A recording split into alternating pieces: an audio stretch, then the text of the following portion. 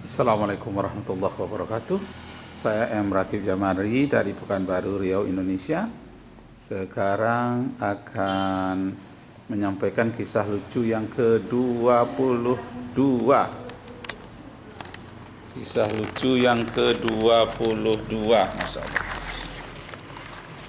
Yang ke-22.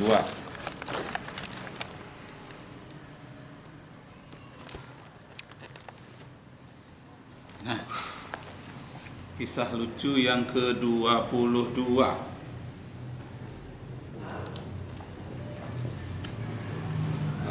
Baiklah.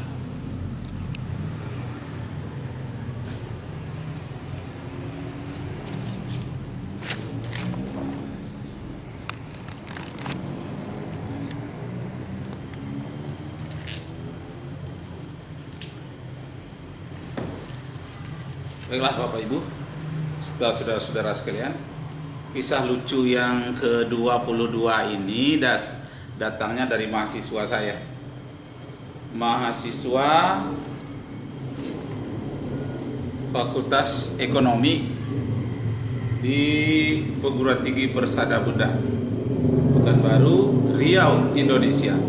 Nah, pada satu kali saya membuat soal ujian harian. Soalnya, coba sebutkan 6 hal yang mustahil bagi Tuhan. Jadi, 6 hal yang mustahil bagi Tuhan. Sebelum saya selesai menyuruh mahasiswa mencatat soal itu, dia menunjukkan tangan. Pak, permisi Pak, ada apa? Sebelum dilanjutkan soal pertanyaan ini, saya ingin tanya dulu Pak. Kan tidak ada yang mustahil bagi Tuhan. Bagi Tuhan tidak ada yang mustahil. Bagi kita cuma yang ada mustahil. Bagi Tuhan tidak ada yang mustahil. Nah, akhirnya saya bocorkanlah jawabannya. Karena pertanyaan ini sangat menggelitik. Tidak ada yang mustahil bagi Tuhan katanya. Sebelumnya itu saya sudah mendapat pertanyaan juga yang tidak kalah juga serunya. Pertanyaannya ialah, coba Bapak sebutkan satu hal yang Tuhan tidak tahu. Ini, oh masa iya Tuhan tidak tahu? Padahal dia mengetahui segala-galanya. Apa yang Tuhan tidak tahu? Nah, jadi akhirnya ini pertanyaannya sudah lama sebetulnya, semenjak saya kecil SD. Ada orang yang menumpang di rumah orang tua saya. Dia memakai bahasa kampung. Apa katanya? Ado cie yang tidak tahu di Tuhan. Apo deang. Itu katanya. Dalam bahasa Indonesianya, ada satu hal yang Tuhan tidak tahu. Apa menurutmu? Nah, kalau kamu tahu, apa dia? Satu hal yang tidak bisa dilakukan oleh Tuhan. Nah, bukan Tuhan tidak tahu saja, satu hal yang tidak bisa dilakukan oleh Tuhan. Tapi Bapak ini senyum-senyum, dia bercanda, kayaknya seperti tidak serius. Nah, saya jelas tidak bisa jawab, saya masih SD pada waktu itu. Akhirnya dia menjawab sendiri. Apa katanya? Satu hal yang tidak bisa dibuat oleh Tuhan dan tidak diketahui oleh Tuhan ialah siapa pengganti dirinya. Tuhan tidak mampu menyebutkan siapa pengganti dirinya. Oh begitu ya. Waktu itu saya masih SD yang mengangguk-angguk saja. Oh iya ya, Tuhan itu tidak tahu siapa pengganti dirinya. Tuhan itu tidak bisa menyebutkan siapa nama penggantinya. Nah, lama terpikirkan oleh saya, tetapi pun tidak pernah saya tanyakan kepada guru saya. Setelah dari SD saya masuk ke pesantren 7 tahun. Memang pertanyaan itu terngiang-ngiang, tetapi tidak pernah saya tanyakan kepada guru-guru saya. Nah, setelah saya mempelajari ilmu pengetahuan agama, mempelajari ilmu kristologi dan ilmu perbandingan agama, Nah, barulah saya mendengarkan kembali pertanyaan itu dan jawabannya. Jadi jawabannya adalah pertanyaan itu salah. Kenapa?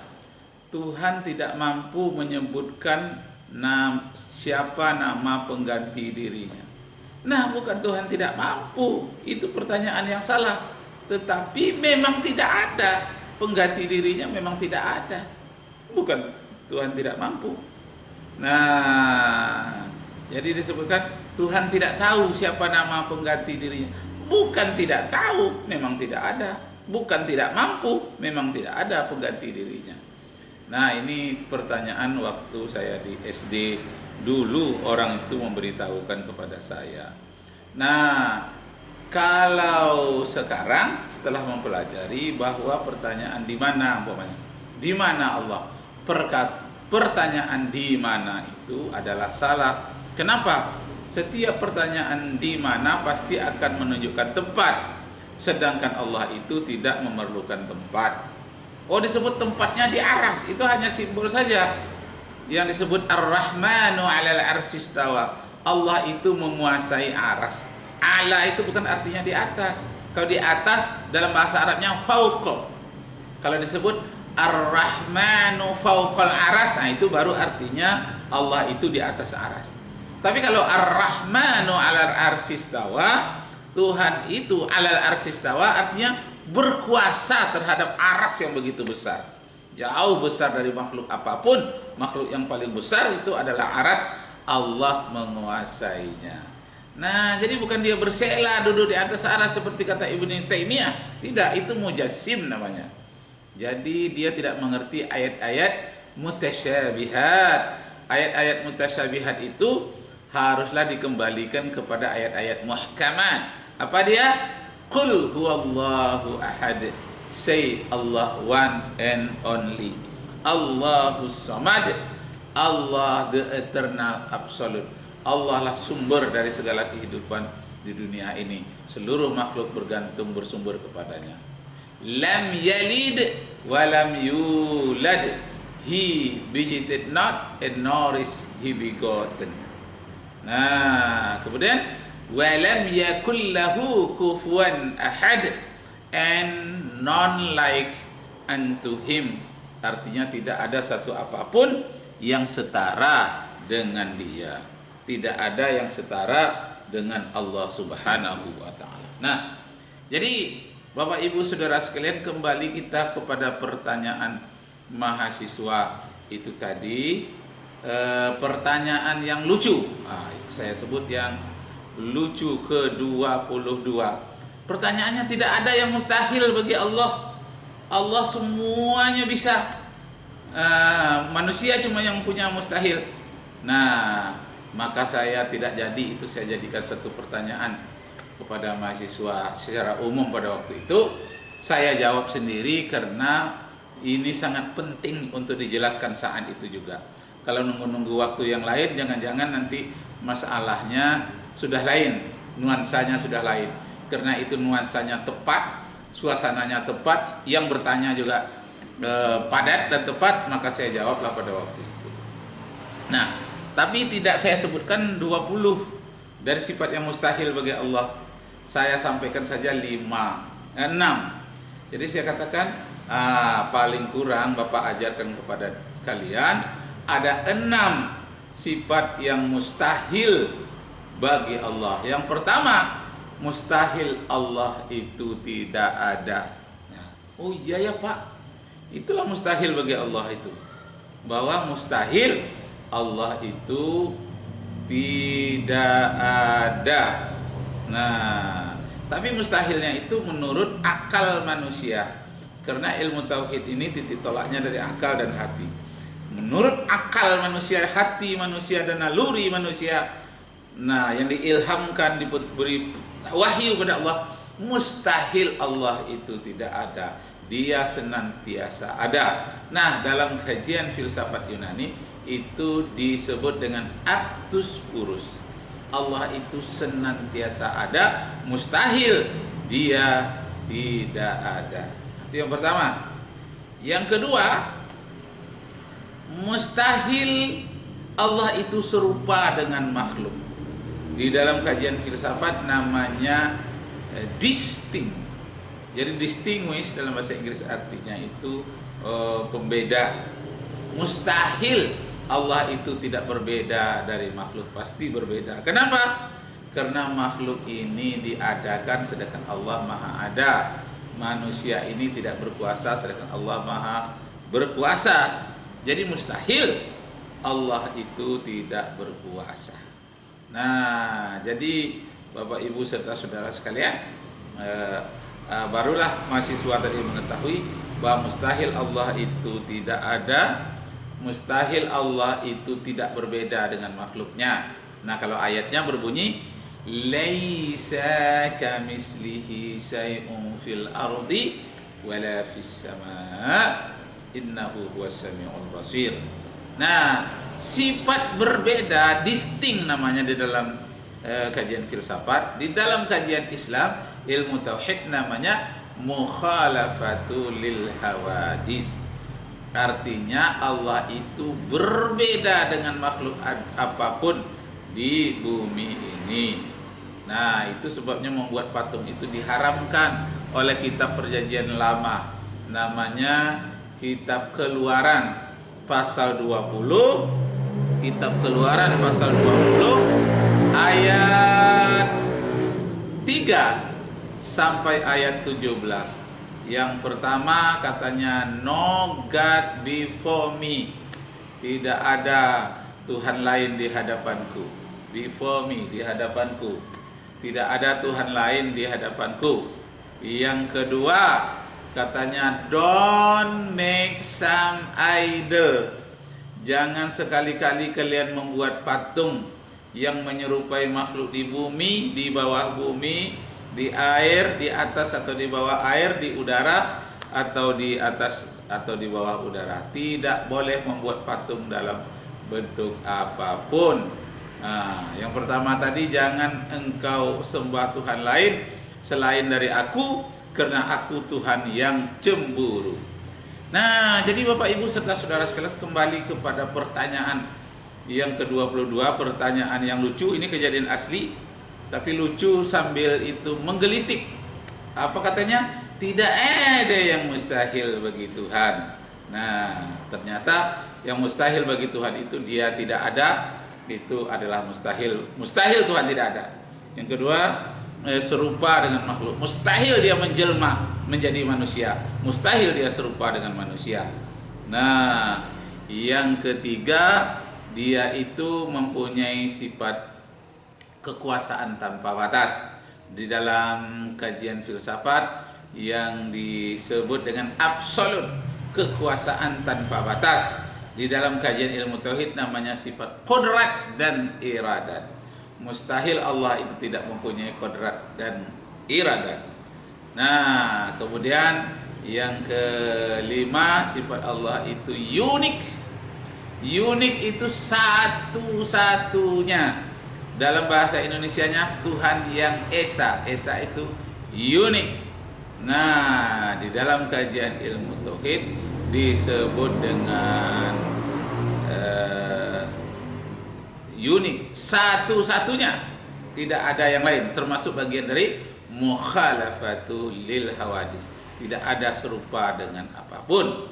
Nah, terakhir yang keenam, bahwa Allah Subhanahu wa ta'ala itu berkuasa tanpa batas, kemudian dia satu-satunya, tunggal, tidak serupa dengan makhluk, dan kemudian Allah Subhanahu wa ta'ala itu tanpa batas kekuasaannya.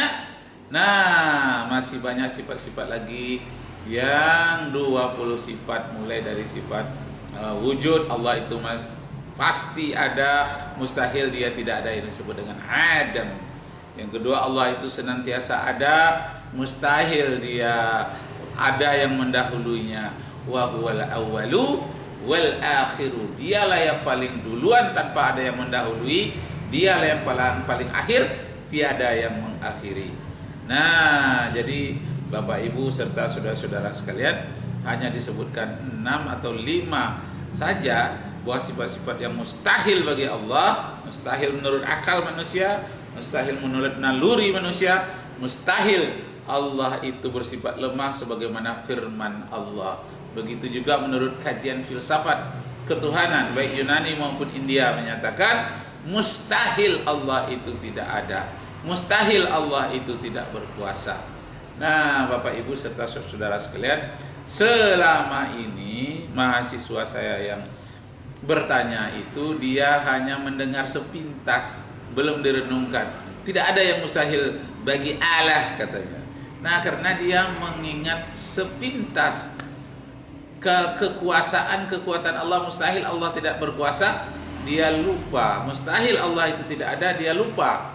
Nah, tetapi setelah dia gali, diberikan pemahaman bahwa Allah itu Tuhan yang Maha Esa itu dia bersifat distinct, dia bersifat unik, dia bersifat absolut, dia bersifat actus purus, dan dia sifatnya independen, artinya berdiri sendiri.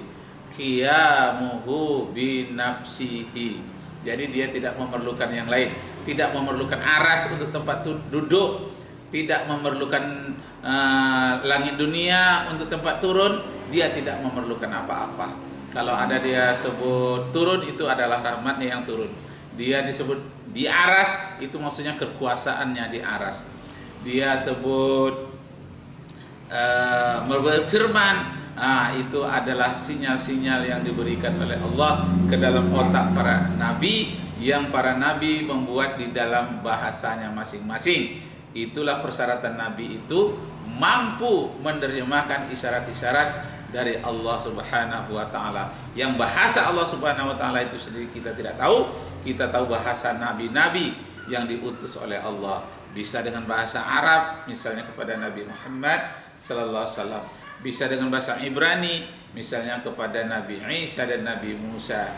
Kemudian bisa dengan bahasa Aramaik, itu kepada Nabi Yahya dan Nabi Harun dan nabi-nabi lainnya. Dan bisa bahasa Syriani, itu diberikan kepada nabi-nabi lain, yang banyak sekali di antara nabi-nabi selain dari rasul-rasul, yang jumlahnya para nabi dan rasul itu 315 orang, yang disebutkan namanya dalam Al-Quran 25 nabi. Kesimpulannya, Bapak Ibu yang terhormat, banyak sekali hal yang mustahil bagi Allah. Apa dia mustahil?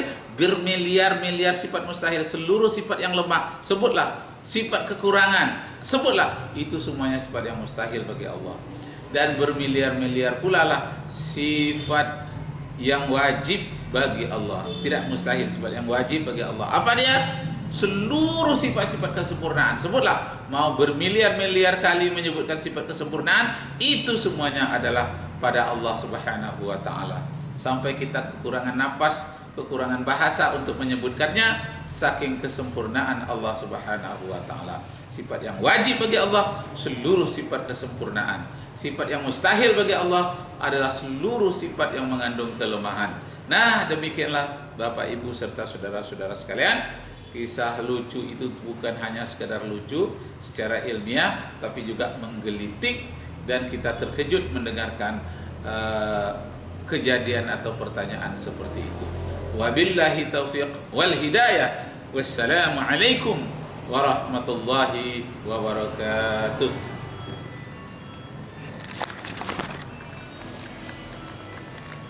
Wah, pun, Masya Allah. Ya.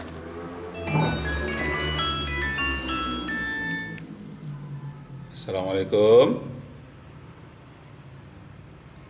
Iya, betul.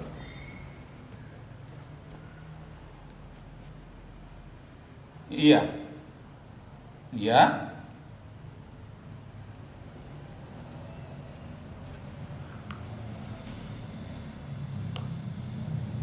Iya.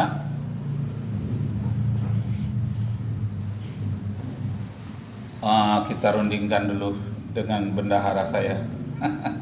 Dengan ibu maksudnya. Kita runding. Ya, dalam seminggu lagi lah. Ya, ya. Ya.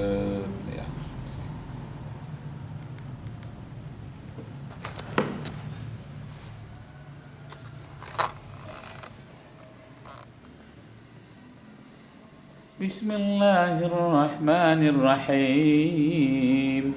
Alhamdulillahilladzi anzala ala abdihil kitab wa lam yaj'al lahu 'iwaja qayyiman liyunzira ba'san sadidan min ladunhu wa yubashshiral mu'minin. Shadaqallahul 'azim.